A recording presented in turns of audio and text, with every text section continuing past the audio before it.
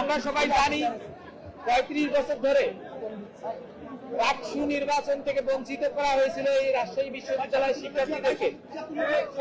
সেই সুদীর্ঘ অপেক্ষার অবসান ঘটিয়ে অবশেষে এবছর জুলাই বিপ্লবের পর আমরা শিক্ষার্থীরা রাকসুর জন্য আন্দোলন গড়ে তুলেছিলাম।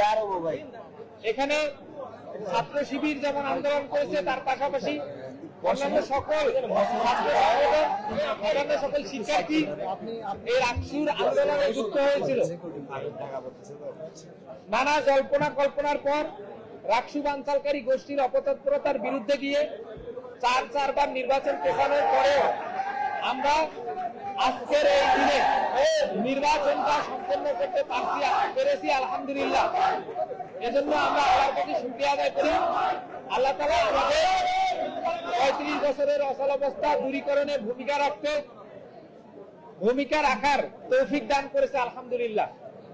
সম্মানিত সাংবাদিকবৃন্দ, আমরা এই সফলতার পিছনে রাজশাহী বিশ্ববিদ্যালয়ের সকল শিক্ষার্থী, শিক্ষক, কর্মকর্তা, কর্মচারী সহ সকল স্টেক হোল্ডারকে এবং রাজশাহী বিশ্ববিদ্যালয়ের সকল সাবেক শিক্ষার্থীকে যারা ৩৫ বছর ধরে রাকসু নির্বাচনের জন্য আন্দোলন করে রাকসু নির্বাচন পায়নি, তাদের সবাইকে ধন্যবাদ জানাই, তাদের প্রতি কৃতজ্ঞতা জানাই।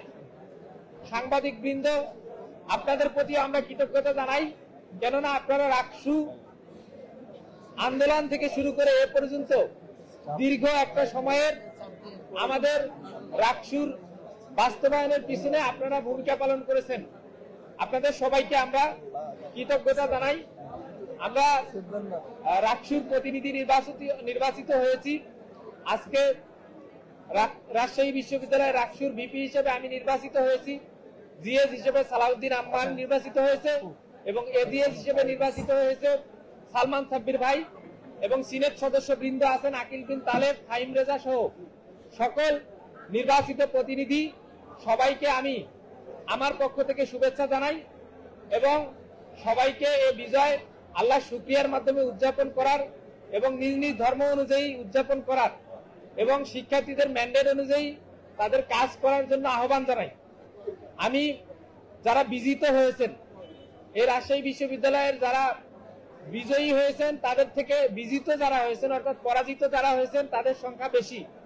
আমি সেই ভাই বোনদেরকে আহ্বান জানাবো, আপনারা আপনাদের জায়গা থেকে আপনাদের ক্যাপাবিলিটি অনুযায়ী সর্বোচ্চ চেষ্টা করেছেন, কিন্তু নির্বাচনে জয় পরাজয় স্বাভাবিক। আপনারা আপনাদের জায়গা থেকে আমাদেরকে সর্বোচ্চ সহযোগিতা করবেন। আপনাদের পরামর্শ এবং সহযোগিতা অনুযায়ী আমরা নির্বাচিত প্রতিনিধিগণ একসাথে এই ক্যাম্পাসকে গড়ে তুলবো ইনশাআল্লাহ। আমরা আজকের মতো এখানেই আমাদের প্রেস ব্রিফিং শেষ করছি। আমাদের কার্যক্রম দ্রুতই শুরু হবে ইনশাআল্লাহ।